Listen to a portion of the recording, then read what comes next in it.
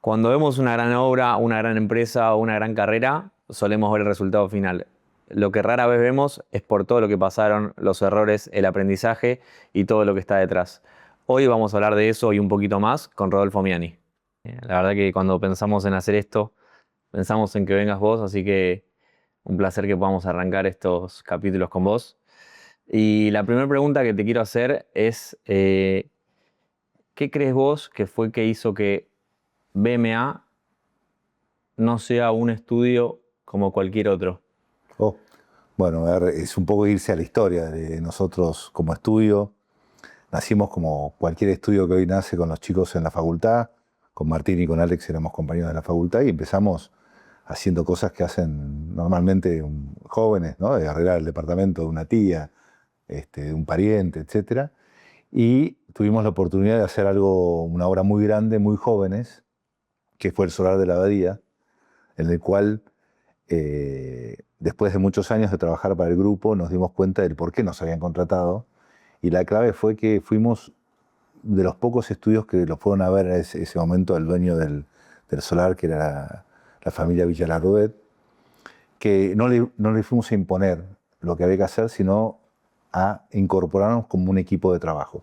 Que no nos habíamos dado cuenta de eso, que él nos lo dijo finalmente por qué nos eligió a nosotros, teníamos 24 años. Y nos puso a cargo de una obra de casi 30 millones de dólares.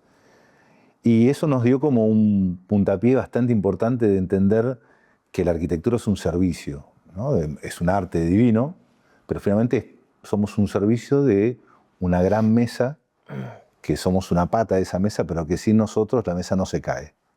Y ese concepto nos llevó a, de alguna manera, incorporarnos en un montón de rubros, ¿no? Desde centros comerciales, edificios, torres, aeropuertos, pero siempre como un equipo que se incorpora a un gran equipo y no hacer el arquitecto tradicional de imponer lo que había que hacer. Y eso nos permitió meternos en un montón de cosas y creo que hoy ser lo que somos, ¿no? A nivel Argentina y a nivel internacional.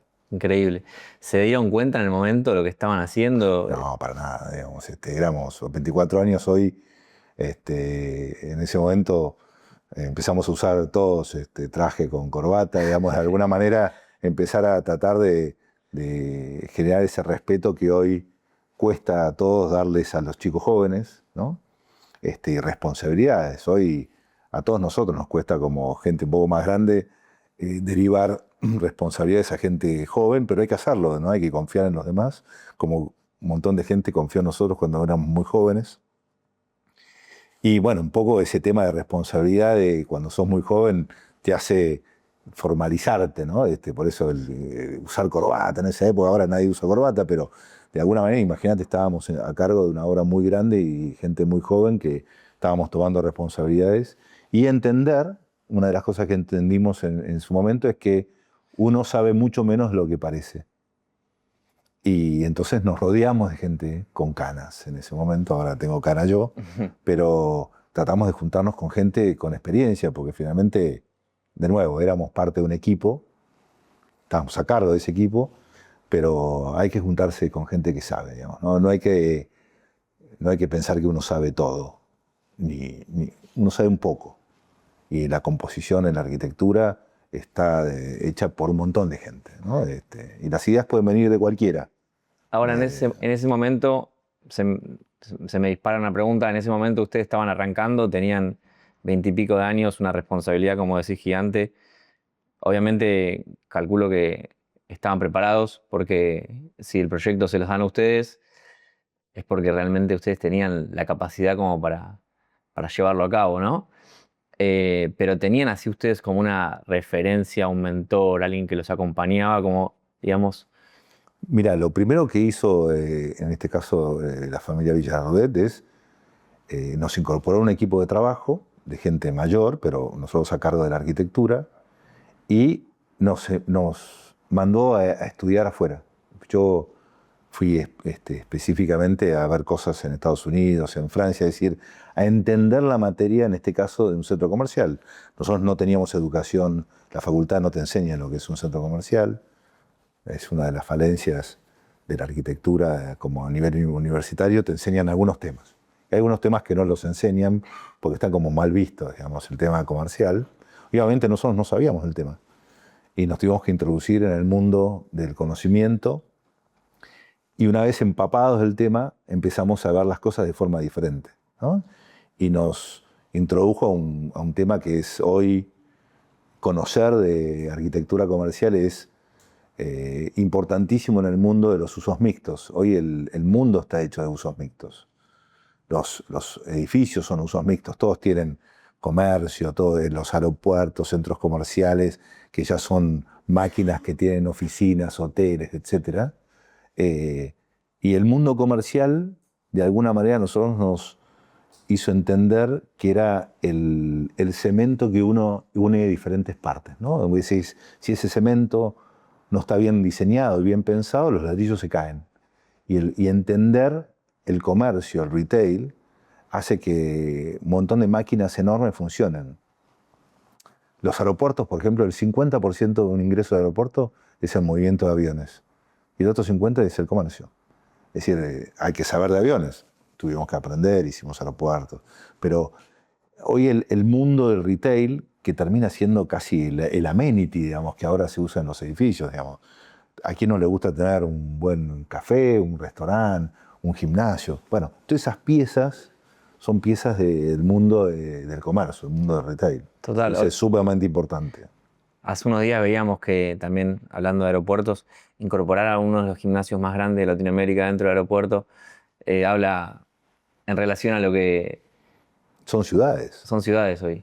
¿no? Entonces, bueno, de nuevo, sin querer, y gracias a que uno tiene suerte, yo siempre menciono la suerte como algo muy importante en el ir creciendo, nos hizo aprender eso y después eso nos incorporó en un montón de edificios enormes, ¿no? Que hemos diseñado gracias al conocimiento, ¿no?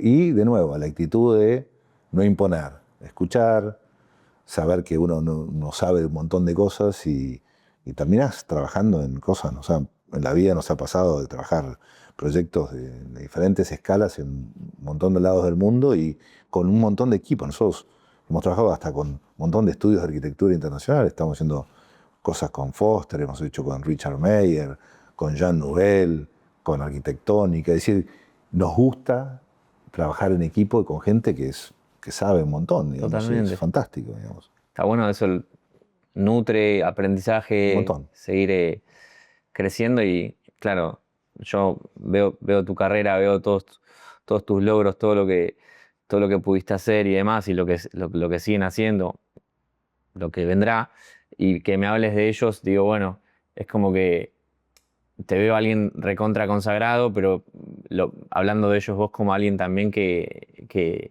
admirás de alguna manera. Sin duda, digamos, uno aprende enormemente de toda esta gente y hay una cosa que nos llama la atención siempre que hacemos trabajo con esta gente es que es mucho más simple de lo que uno se imagina, digamos, ¿no?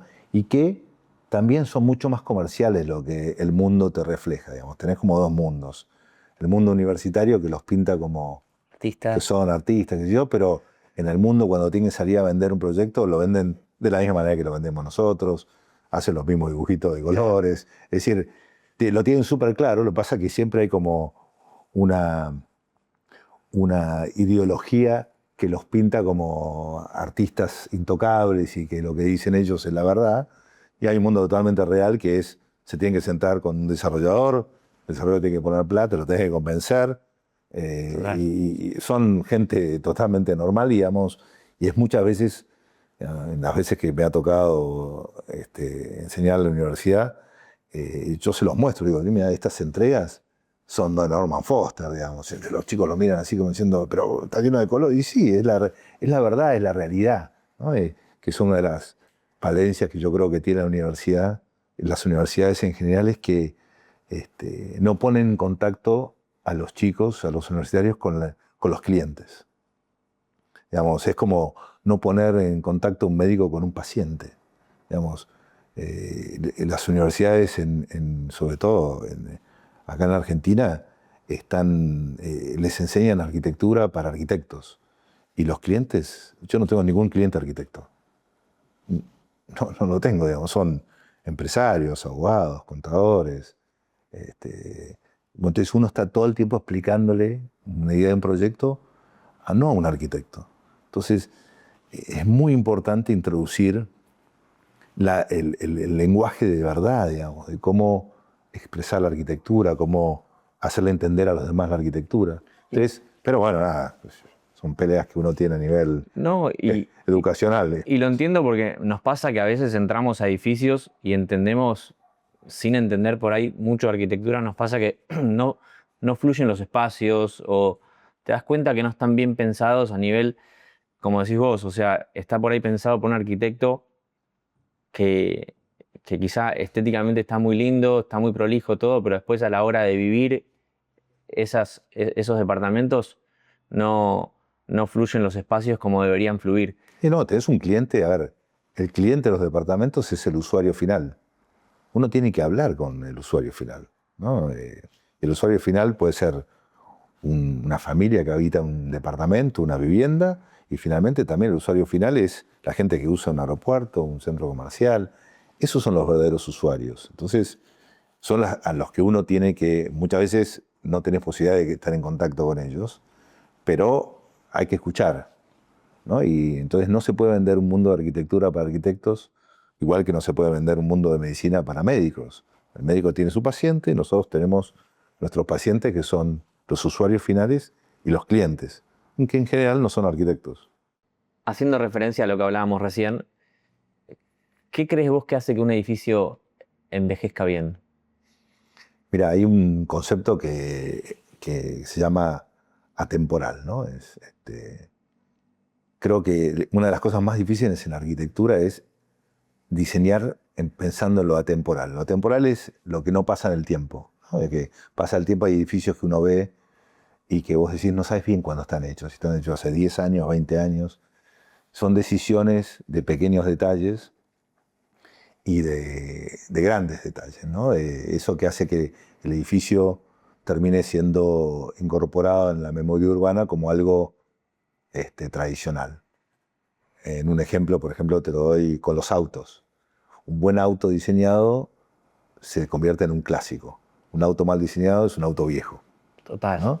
Entonces, es re difícil, porque finalmente vos estás proyectando a futuro. Entonces, por ejemplo, no sé, una obra que hicimos ahora en Estados Unidos muy grande, que es el edificio de Aston Martin, el primer sketch que yo hice lo hice en el 2014. Estamos en el 2026. Entonces, vos estás diseñando algo muy anticipadamente en el tiempo de lo que la gente ahora ve como el futuro. Pero es como, está diseñado hace un montón de años, hace 12 años. Entonces, por eso, cómo proyectar, no es que tenés que imaginarte cómo será el futuro, sino tenés que tratar de atemporalizar las decisiones de diseño, Claro, tal cual. ¿no? Entiendo, porque también la manera en la que se vive, como hablábamos antes de que hoy se busca tener amenities o basamentos comerciales en los proyectos y demás, va cambiando también a través del tiempo. Un montón. Mirá, por ejemplo, nosotros cuando hicimos las torres estas de SLS en Puerto Madero, era el 2014 también, ¿no? Sí, por ahí. Y se inauguraron en el 2018. Hicimos unos balcones, los balcones más grandes de Buenos Aires. Eran 4 metros de profundidad. La gente decía, no, porque yo, el balcón que no se vende, que se vende a la mitad, lo que sé yo. Bueno, después vino la pandemia. Pasó a ser lo más valorado del planeta, un balcón enorme. Balcones, Bueno, balcones. ahora todo el mundo nos pide balcones de 4 metros de profundidad. A veces que tenés suerte de prever algo que nadie lo preveía, pero nosotros en su momento dijimos, qué bueno sería tener como un gran espacio exterior para empezar a tener la incorporación del exterior al interior, ¿no? A veces que la pegás de casualidad. Y ahora estamos llenando de balcones enormes toda la ciudad, digamos, pero y ahora es una necesidad. El ojo del consumidor, después de la pandemia, antes de la pandemia, el cliente de un departamento su ojo entraba por la puerta principal, ahora entra por la terraza. Hay vivencias hay cosas que quedan, otras cosas no quedarán, pero obviamente hay una evolución, como los amenities, como las terrazas, y un montón de cosas, digamos, que se han ido incorporando en la decisión del producto que vas a diseñar. Tal cual, lo vemos también en, bueno, balcones hoy, la domótica Un montón. o ciertos avances de tecnología que se van incorporando en la forma en la que quiere vivir el nuevo consumidor. Eh, Muy interesante eso. Lo que próximo que te quería preguntar, y pasando un poquito a Casa Maure, eh, quiero preguntarte puntualmente cómo se hace para partir en un proyecto en el que ya condiciona, digamos, un monumento histórico. O sea, cómo se plantea un proyecto cuando tenemos un estudio del 1900 y eligen ustedes hacer 27 unidades boutique ahí, en una zona impresionante, que es a pasos de Avenida Libertador. Eh, ¿Cómo se plantea un proyecto donde no es un lienzo, digamos, vacío? Mirá, nuestra primera experiencia de un gran reciclaje fue el solar de la abadía, digamos, que está ahí a 3 cuadras. Y cuando lo hicimos, la decisión de conservar el edificio era nuestra. En ese momento no había protección. Y nosotros consideramos que la memoria urbana, independientemente de los usos del edificio, ese era un edificio que producía gas carbónico, gas carbo, y tenían, como consecuencia de eso, tenía hielo seco, ¿no? Pero tenía una memoria urbana visual del habitante del barrio, digamos, ¿no? Y después, mucha gente capaz que sabía que producía o no producía, pero sabía que era de ladrillo, etc. Bueno, a nosotros nos parecía como muy rico poder conservar esa memoria y le cambiabas el uso. En este caso, un caso similar, obviamente, una escala mucho menor, pero el habitante del barrio tiene en su cabeza la arquitectura, no tanto el uso, ¿no? Digamos, qué se usaba detrás de ese edificio. Mucha gente podía haber sabido o no, o haber tenido vivencias de ese edificio o no, pero la memoria urbana con respecto al volumen, a la fachada, la tenía. Entonces nos pareció interesante que, más allá de que hoy ya tiene protección, ahí la ciudad ha evolucionado un montón en el tema de proteger inmuebles, nos parecía muy rico poder incorporarlo dentro de la arquitectura y adaptarlo a un nuevo uso. Finalmente, no por conservar los edificios uno tiene que conservar los usos. La readaptación es parte de la sustentabilidad, digamos, ¿no? Reusar lo que hay en otro uso es parte de la evolución de una ciudad sustentable, ¿no? Entonces, finalmente nos parecía que el barrio correspondía a tener unidades, muy lindas unidades, y que la fachada no era una contra, era un plus, ¿no? Saber que está siendo parte de la memoria urbana del lugar y de su evolución, ¿no? Entonces, es como me mostrás las dos cosas. Si vos ves la fachada del edificio te muestra la memoria urbana y arriba la evolución, dentro del perfil de la ciudad. Claro, es como dice el proyecto, tu casa es patrimonio. Es un poco el concepto, ¿no? Y hay una cosa que es muy interesante cuando uno conserva un edificio, es que es como que sos menos agresivo con la ciudad, ¿no? Es como que te reacomodaste, ¿no? Es que ya estaba, pero mejoró. Es lindo eso, me gusta Es como... como en la comida, ¿viste? Que vos comes una salsa, al otro día está mejor. Como que cuando la comes nueva, está un poquito, pues, pero al otro día está estacionada, está más rica. Totalmente, totalmente. Che, ¿y cómo te imaginás eh, viviendo, el consumidor viviendo en Casa Maure? Mira, una de las cosas más interesantes que tiene es, primero, el location, la ubicación, ¿no?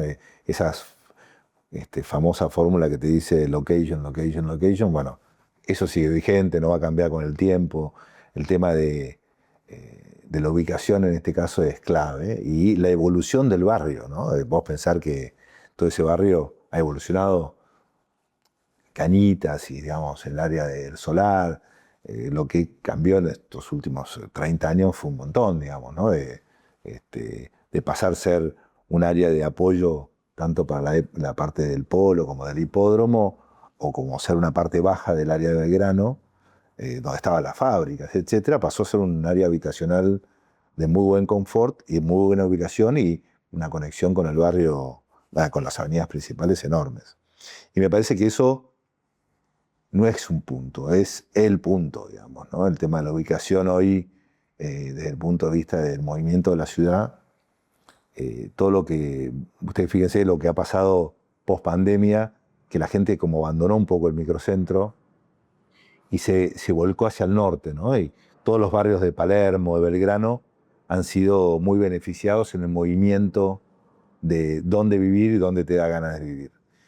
Y estos edificios finalmente, la decisión es como vos tu casa, no es tu casa solamente en lo que vos vivís en el interior, vive con el exterior, ¿no? Es decir, tu entorno, las cosas que tenés cercanas, más allá del confort que tenés dentro de tu casa, de los amenities, esa es tu casa.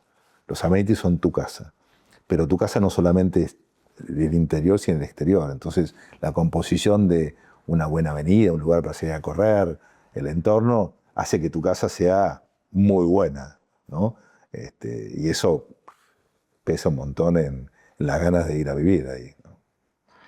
Cuando se plantea un proyecto como Casa Maure, a la hora de elegir, digamos, los materiales, la forma en la que, como hablamos recién, la forma en la que va a vivir el consumidor, ¿vos cómo es ese proceso, digamos? De nuevo, vuelvo a lo atemporal, ¿no? Nosotros hacemos como una cáscara con materiales y terminaciones donde el confort visual sea para todos, en el sentido de que nadie se sienta ajeno a esto. Y es como, a ver, de nuevo, vos podés hacer una mesa muy linda para que la gente venga a comer, le pones un mantel naranja y a algunos puede ser que le guste, a otros no, digamos. Entonces, de alguna manera uno tiene que vestir tu mesa que todos se sientan cómodos, ¿no? Y no por eso quiere decir que sea una mesa totalmente neutral y que no tenga ningún efecto agradable, sino no, de nuevo, pensar cada detalle que tiene que tener la temporalidad, tanto en el tiempo como ser amplio en la recepción, ¿no?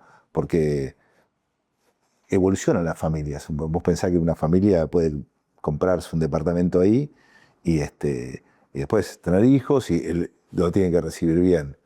Puede ser una pareja de gente mayor y también puede estar bien recibido en el edificio. Entonces, uno tiene que ser amplio, el diseño tiene que ser amplio, el diseño tiene que ser abarcativo y no aislar a la gente, ¿no? Como diciendo, vos no te sentís cómodo. Ah, no, vos tenés más de tantos años, no, este no es tu edificio. Esas cosas no están bien. Yendo de vuelta un poquito a tu carrera y lo que hablábamos antes, ¿cuál crees que fue la decisión que cambió y marcó tu carrera? Yo creo que el puntapié inicial, lo que te comentaba al principio, ¿no? Nosotros, el haber hecho el solar de la abadía con muy jóvenes nos cambió de escala, ¿no? Muy jóvenes, haber hecho un edificio sumamente importante en la ciudad, muy grande, de muchos millones de dólares, exitoso tanto en el proceso de hacerlo como en el funcionamiento. Hace un montón de años que está abierto y funciona muy bien y está incorporado en la ciudad. Nos cambió de escala, digamos. Enseguida tuvimos otros trabajos grandes detrás de eso y eso nos dio como otro ritmo de convertirnos en una oficina grande. Nosotros somos una oficina grande hace muchos años. Y después el segundo hito que nos cambió también la visual a nosotros fue la crisis del 2001, donde teníamos el 100% del trabajo en la Argentina y de repente nos dieron un golpazo en la cabeza en la crisis y salimos al mundo sin haberlo pensado, pero de repente empezamos a buscar trabajo afuera. Y eso nos dio una visión más internacional, ¿no? Desde el 2001 nosotros estamos con oficinas en el exterior y haciendo muchos trabajos, principalmente en Latinoamérica y en Estados Unidos. También como consecuencia de que de repente te da un golpe en la cabeza, que se cayó todo por la estantería en el 2001 y de repente dijimos, bueno, a ver, la Argentina no es todo, hay un mundo, ¿no? Nosotros estábamos 100% concentrados en Argentina y eso también es otro hito importante, el el crecer y trabajar afuera. Claro, vemos el 2001, vemos la pandemia, como decíamos antes, son momentos en los que uno, en el momento son caóticos, a nivel país, a nivel personal, se mueven un montón de cosas. Eh, Uno diría, bueno, eh, me quedo con lo caótico, a ustedes les sirvió completamente para abrirse al mundo y quizá son cosas que tuvieron que pasar o pasaron para también ustedes abrirse y mirar otros horizontes y, y emprender en lugares que quizá en ese momento eran impensados. Totalmente empezados, ¿no? Nosotros teníamos nuestra cabeza metida en Argentina. Habíamos hecho trabajos en el interior del país, en Mendoza, Bahía Blanca, bueno, qué sé yo, en el sur, pero no teníamos nuestra cabeza internacional y tampoco estaba en el scope de hacerlo. El golpe nos abrió los ojos y dijimos, bueno, a ver, hay que salir al mundo, y de repente la pegamos porque un montón de gente estaba buscando trabajo en España, y se acuerdan que bueno, algunos de ustedes son jóvenes, pero un montón de gente se fue a España en esa época y nosotros dijimos, no, nuestro mundo está en Latinoamérica.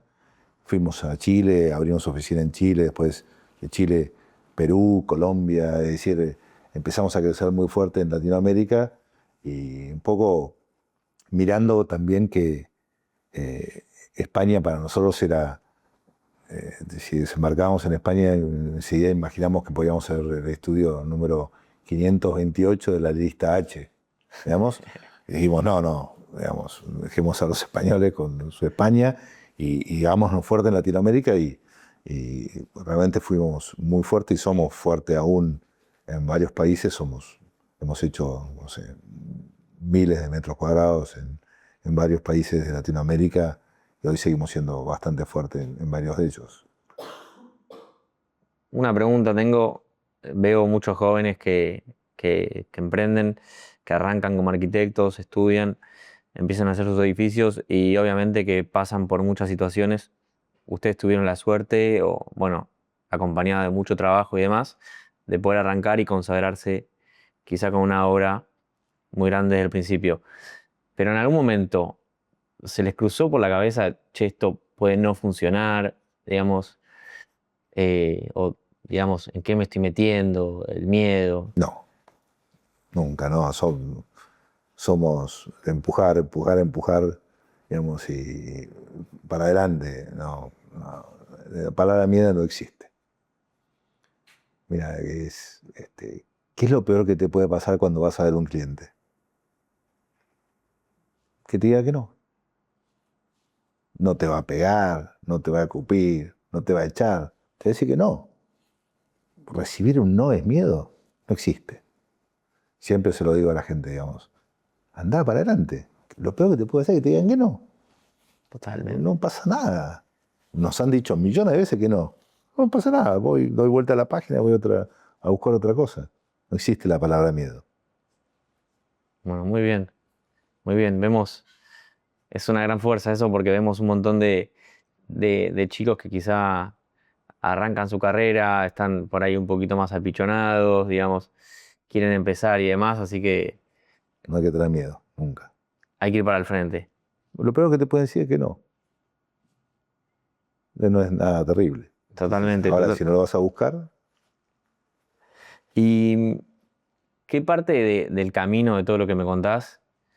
Vemos, como decíamos antes, la verdad que son un estudio también a nivel personal eh, muy consagrado y demás, pero ¿qué crees que la gente no ve de tu carrera? Ven los premios, vemos el Aston Martin, un edificio increíble, vemos el solar de la Abadía, eh, pero ¿qué hay detrás de todo eso que por ahí no se ve? mira, no sé lo que se deja de ver, ¿no? Miro lo que se ve. Yo creo que lo que se ve es que nosotros, y por lo menos entiendo yo que mucha gente nos viene a buscar, busca en nosotros creatividad, una solución diferente, ¿no? Me pasa siempre, digamos, que la gente cuando yo voy a trabajar a otro país o acá, que sé yo, la gente está buscando que yo diga algo diferente, ¿no? Y que creo que eso es una energía extraordinaria, lo que el otro pide de mí y lo que yo tengo que aportar, ¿no? esa creatividad en una decisión diferente, en algo novedoso, en una visión, ¿no? Fuera de la caja, ¿no? Eso ayuda a hacer cosas diferentes. Yo creo que no hay una obligación en hacer algo diferente para ser exitoso, pero sí hay una obligación en sacarle el jugo adicional a las cosas. Y no quiere decir que haya que sacarle más metros a las cosas, hay que sacarle un jugo adicional, el diferencial. Tanto el usuario de un gran edificio, un aeropuerto, una torre, siempre busca un diferencial, es decir, busca que ese objeto, sea pequeño, un departamento de un ambiente o un gran edificio, vos sientas que te conectes, ¿no? Que sea tuyo. Y ese sea tuyo, de alguna manera, te hace sentir esa propiedad de algo mayor, ¿no? No sé, voy a un detalle, digamos. El teléfono, si todos tuviésemos los teléfonos iguales, no es tuyo. Entonces uno le pone la florcita, el cosito de colores, digamos. Vos necesitas que las cosas sean tuyas, que ese pertenecer. Y en ese pertenecer las cosas está el diferencial. Si todas las casas son iguales, aparte de que es un embole, no sentís que es tuya. Porque las casas son diferentes. Que todos tenemos diferentes gustos, y un poco sí, un poco no. Pero ¿cuántas veces te ha pasado decir, me encantaría tener la casa igual que se la hizo mi amigo? Claro. Pero no te la haces igual. Le pones lo tuyo. Y ese poner tuyo es la pertenencia. Y en esa pertenencia está la que vos proyectás hacia el consumidor futuro y que tenés que darle en el diseño. Y yo creo que nosotros somos muy fuertes en eso, en darle diferencial a los productos. No hay un producto igual a otro. Nosotros no hacemos proyectos iguales. Un embole porque no puedo copiar ningún plano de nuevo. Gasto millones de horas de nuevo. Pero está en ese diferencial. Un proyecto en Mendoza es diferente que en Bahía Blanca. Un proyecto, nosotros ahora estamos haciendo Armani, estamos trabajando con Dolce Gabbana, Pininfarina. Todos los productos son diferentes. Estamos haciendo la Torre Sofitel, Aston Martin. Entonces, estas experiencias nos llenan de capacidad de diseño y son todos diferentes. Y está buenísimo. Hay que dibujar todo de nuevo.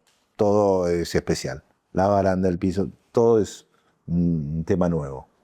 Pero yo creo que nos buscan por eso, nos buscan porque no queremos, digamos, nosotros hacemos arquitectura para cada lugar, para cada consumidor, en cada momento. No venimos con una solución prearmada. Nombrabas recién marcas impresionantes como Dolce Gabbana, Pininfarina, Aston Martin, Sofitel. Bueno, pero pensando en las otras que son más de diseño, ¿cómo se hace para trabajar? Obviamente yo entiendo que tiene un equipo de diseño impresionante que trabaja con ustedes, ¿no? A la hora Mira, de... mira, por ejemplo, cuando hicimos el edificio de Aston Martin, no tienen un equipo de arquitectura, tienen diseñador de autos. Claro. Entonces fue muy interesante compartir el diseño y cómo te nutre. Digamos, todos tenemos el mismo lenguaje. Los diseñadores hablamos de diseño. Es nuestra lengua común, más allá del idioma, digamos, ¿no? Ahora, cada uno viene de una industria diferente, ¿no? El diseñador de autos diseña en escala uno en uno, yo diseño en millones de escalas, pero hay incorporaciones, por ejemplo. La gente de Aston Martin, los diseñadores de autos, nos enseñó algunas percepciones que para el arquitecto no es normal, no es común. Por ejemplo, el tocar, ¿no? El tocar los materiales, ¿no? Las temperaturas de los materiales. Que para nosotros, por ejemplo, vos entrás, o por ejemplo el sonido. Importante el sonido vos entras un auto, prendés y la gente, ¡oh! El motor es extraordinario. Bueno, el contacto con los materiales, que si tocas es un cuero, la madera, el acero inoxidable es acero inoxidable. Conceptos de lo atemporal, ¿no? El tema de lo que hablaba antes de los autos, ¿no? Un buen auto diseñado se convierte en un clásico y un mal auto diseñado es un auto viejo. Entonces, hay un montón de materias relacionadas con el diseño que te nutren en la arquitectura, que no es habitual este tema de la temperatura, del contacto, de los materiales, de la temporalidad, que te van nutriendo, digamos, ¿no? Y que con eso haces equipos de diseño, ¿no? no sé, lo mismo con Armani, o con Dolce Gabbana, o con Sofitel. Cada uno pone cosas en industria y entre todos vas haciendo un team. Si no tenés que estar acostumbrado a poder trabajar en una mesa de trabajo y que no tengas la razón. Si vos te sentás en una mesa de trabajo pensando que vos sos el que tiene razón, no estás preparado para estar en un equipo. Entonces es muy difícil. Hay que escuchar, uno dice A y el otro que dice B, va sumando. No vas restando. Una vez que uno dice B y el otro dice A, no, vamos para atrás, no hay que ir para adelante. Entonces, esas cosas yo creo que son las claves de poder trabajar. ¿Aston Martin fue el primer proyecto, digamos, de una marca o tuviste algún otro antes? Nosotros estábamos haciendo al mismo tiempo Aston Martin y SLS en CLS, Puerto Madryn. claro. Pero fue el primer proyecto con una marca por fuera del mundo de la arquitectura, porque SLS ya había hecho hoteles, más o menos tenía un concepto de lo que es hacer un edificio, y Aston Martin hacía autos, nunca había hecho nada. Digamos. Sí, en el caso de Aston Martin sí, fue una experiencia nueva, extraordinaria, porque puede incorporar algo del mismo lenguaje de diseño, pero en dos mundos diferentes. ¿Y cómo es eso? O sea, me imagino por ahí la situación de, como hablábamos antes, un estudio consagrado, pero que te buscan, uno sale a buscar esos proyectos, o que suene el teléfono y de repente sea... El teléfono no suena, uno hace sonar el teléfono. ¿No? Ahora esa historia es una historia larga, pero la familia Cotto de acá compró un terreno en Estados Unidos. Nosotros nos acercamos y dijimos, mira, necesitas algo. Habíamos hecho un par de edificios chiquitos en Estados Unidos, ahí en Bay Harbor, pero nunca habíamos hecho una torre de semejante escala. Entonces, una de las primeras cosas que nosotros hablamos con ellos es diciéndole que, a ver, en el mundo de Miami, que es una gran ciudad, nosotros no existimos. Tenés que buscar un brand. Entonces le dijimos, bueno, los brands pueden ser los Five Star Architects, digamos, buscas a Norman Foster, qué sé yo, o buscas una marca. Y tratemos de darle una identidad al edificio. Bueno, estuvieron, digamos, prendió la idea, el concepto, y bueno, finalmente después arribamos a Aston Martin. Les gustó a la gente de Aston Martin un poco el cuento de hacer un edificio que cambie el skyline de Miami. Miami eran todos edificios como muy rectangulares y nosotros vivimos con un edificio de una forma totalmente diferente. Se engancharon mucho en ese tema y bueno, terminó haciéndose el negocio en conjunto con ellos y la gente de Aston Martin, bueno, terminó contratando también los servicios del estudio como interior design, digamos. BMA hizo toda la arquitectura y el interior design del edificio, pero porque, de nuevo, estábamos acoplados en un team con ellos. Había mucha conexión, digamos, en el equipo. De entender de las necesidades y los conceptos. Y quedó un edificio que yo creo que hoy es uno de los edificios íconos de la ciudad y que cambió claramente el perfil de la ciudad, ¿no? Sí, es imponente. Para los que no lo vieron, pasar y verlo ya... Es una cosa enorme. Sí. Uno se desacostumbra, digamos. Hay gente que dice, ¿viste? Uno está metido en todas las cosas que estamos metidos, qué sé yo, que te desacostumbras. O, por ejemplo, qué sé yo, todo el cambio de la terminal de Ezeiza, con toda esa ojiva que metimos ahí adentro, quedó... Uno se desacostumbra a las cosas que hace que cambian el perfil de la ciudad, ¿no? De muchas cosas, pero pues estás metido en un montón de líos. La tenés incorporada en tu vida, pero... No te das cuenta. No te das cuenta porque para nosotros es de diario, digamos. Es como, qué sé yo, cuando un cocinero hace una buena comida, dice, bueno, el otro día te que hacer otra comida y vas comiendo, pero eso que hiciste hace un mes estaba buenísimo, ¿qué cosa había hecho? Es así un poco, digamos, ¿no? El rollover de estar metido en muchas cosas te mantiene con una energía enorme, pero a veces cuesta separarse y ver lo que uno hizo. ¿no? Todos me dicen, no, un estudio consagrado, no sé. Nosotros estamos trabajando día a día en las cosas que hacemos, no tenés ni tiempo ni la posibilidad de hacer el mirarte de afuera.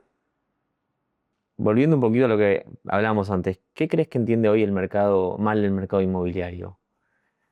A ver, no sé si sería tan cruel decirle que lo entiende mal, digamos. Me parece que hoy cambió el mercado, sobre todo en la parte residencial, en el sentido que hace ya un par de años tiene mucha más relevancia el consumidor final, ¿no? Hubo un momento del mercado inmobiliario donde había mucho inversor que compraba sin mirar, en el sentido de sin mirar el producto, miraba la proyección económica, decía, bueno, compro tanto, voy a vender a tanto, meto en este negocio.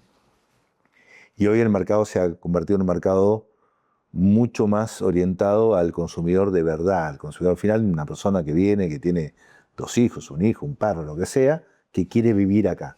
Entonces, me parece que si en ese mercado uno tiene que estar mucho más atento en lo que hablábamos antes, de entender para quién es esto, quién lo va a usar.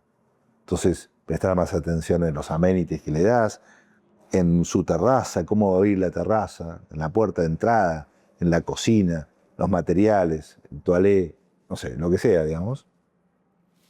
Tenés un consumidor de verdad. Entonces, seguir entrando a los proyectos a nivel desarrollo, pensando que el usuario es un inversor, es un error.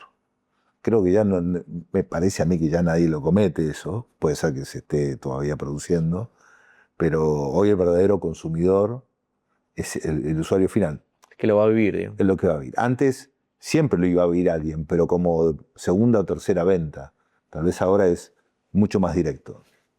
Claro. ¿Y ves que ahí hay errores que se cometen una y otra vez hoy en día? ¿O No, yo creo que hay una evolución, todos aprendemos de todos, ¿no? Eh, a ver, todos copiamos a todos, ¿no? Pensar que los arquitectos somos los únicos creadores de las cosas no es así. Picasso decía, los buenos artistas copian, los grandes artistas roban, ¿no? Entonces, y lo decía Picasso. Entonces yo digo, hay que mirar, todos aprendemos mirando, todo se ha hecho. Uno hace evoluciones de lo que mira, ¿no? Entonces, por ejemplo, ahora aparecen en departamentos con el DEN para un lugar para estudiar. Bueno, los americanos lo vienen haciendo los DEN hace 20 años, digamos. Uno no es ningún creativo.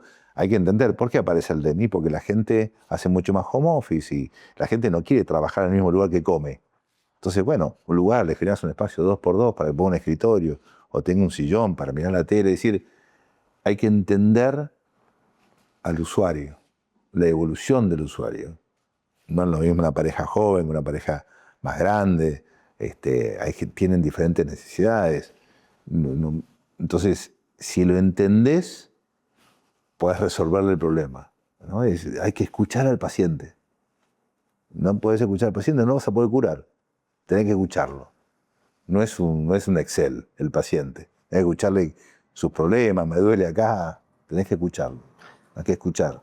y tu trabajo es escuchar al paciente, escuchar al desarrollador, que por ahí, en la mayoría de los casos es, quiero ganar plata, quiero rendir el negocio lo máximo posible, le quiero sacar el máximo jugo a los metros que me da la tierra, y lidiar con esos dos mundos. Obviamente que si te eligen a vos es porque te escuchan y te van a seguir, pero ¿cómo se hace para lidiar, digamos, eh, digamos, que el cliente no deje de hacer un buen negocio, y que también viva bien y el Sí, consumidor bueno, final? es un equilibrio, no es fácil, digamos, ¿no?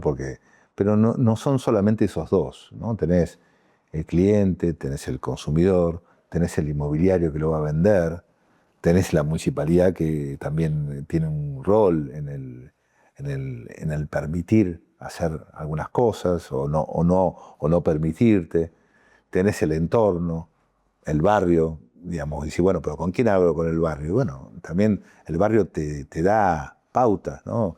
Che, le ponemos un comercio, no le ponemos un comercio. El comercio ayudará a vender mejor, me tirará los precios abajo.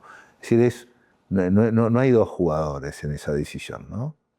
Está, el desarrollador no es solo una persona, digamos, el desarrollador también tiene gente que trabaja alrededor, entonces hay que escuchar a todos, ¿no? De nuevo, yo siempre digo, las buenas ideas no salen de una persona, digamos, puede venir de cualquiera que esté sentado en la mesa, entonces hay que escuchar y después llegar a una conclusión, por supuesto, ¿no? Pero es sale del resultado de un diálogo, hay que escuchar a las empresas constructoras, che, mirá, esto que estás haciendo es caro, sin sentido, bueno, lo cambiamos. Es decir, uno no, porque a mí me gusta este detalle, bueno, pero este detalle se puede cambiar por otro y no suma y me sale mucho más caro, bueno, hagamos otro detalle. Entonces hay que tener la cabeza abierta, digamos. Última pregunta y me gustaría preguntarte si pudieras volver el tiempo atrás, al principio de tu carrera, ¿harías algo diferente? A ver, mira, yo creo que lo que haría es educarme más, estudiar más. No tuve tiempo de estudiar lo suficiente. Porque, a ver, la educación universitaria son 6 años, pero te educan hasta ahí, digamos, ¿no? Por ejemplo, me hubiese gustado cursar una maestría en algún lado. No tuve tiempo, me atropelló el proceso, digamos, ¿no? Es decir, imagínate, nosotros teníamos 24 años, ya estaba haciendo una obra de 30 millones de dólares. El tiempo nos pasó por arriba, nos atropelló el malón de ser, entre comillas, exitoso muy rápido. Yo creo que eso fue, a ver, me parece que el consejo que yo siempre doy es, hay que estudiar, hay que trabajar, pero hay que seguir estudiando. Digamos, el trabajo te enseña un montón, un montón. La vida profesional te enseña enormes cosas, pero el estudio te enseña un montón también, ¿no? Es decir, son 2 escuelas que hay que hacerlas en forma paralela. Nosotros, por lo menos yo no tuve tiempo, no calzaba, digamos, estar a cargo de un montón de miles de metros cuadrados y seguir creciendo y ponerme a hacer un máster en alguna otra cosa, no sé, me quedaban horas para dormir. Total. Bueno, Rodolfo, gracias por venir, gracias por tu Placer. tiempo. Lo disfruté mucho y espero que, bueno, podamos volvernos pronto de vuelta. Muchas gracias.